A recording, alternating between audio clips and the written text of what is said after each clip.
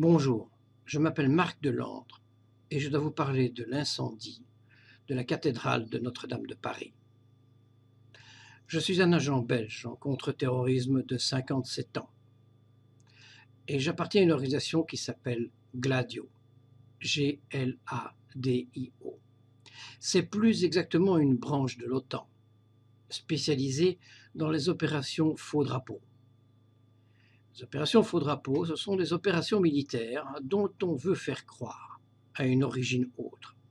Il peut s'agir d'un attentat terroriste, d'un accident, d'un désastre naturel, d'une fusillade de masse par un déséquilibré, mais en fait, toutes ces opérations ont été organisées par la même organisation, Gladio, Glaive en italien.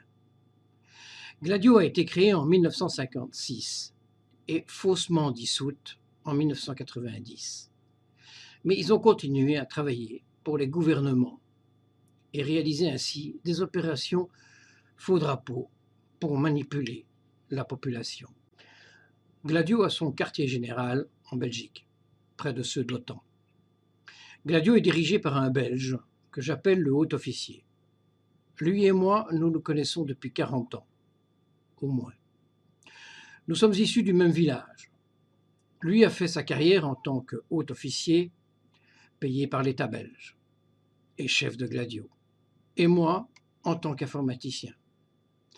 Il y a quelques années, le haut officier avait choisi de dénoncer les attentats qu'il devait organiser en Europe et ailleurs. Et pour ce faire, il m'a choisi. Au départ, il prenait les dates, heures et lieux importants de mon existence pour planifier ces attentats. C'est un peu comme s'il prenait la date de mon mariage et l'origine, la ville de mon épouse, pour fixer la prochaine date de l'attentat, d'un attentat.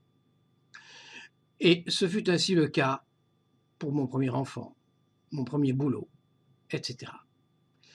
Ce fut ainsi aussi le cas pour les attentats de 2015 et de 2016, dont Paris et Bruxelles. En outre, il prenait la peine de m'envoyer des emails dont j'allais comprendre plus tard la signification. Ces emails correspondaient aux heures des attentats. Mais en 2017, mon existence ne suffisait plus pour fixer ces dates et lieux de ces attentats. Il a donc fait créer un signal sur mon serveur Internet, une sorte de fréquence, et celle-ci suit toutes les actions de Gladio à travers le monde.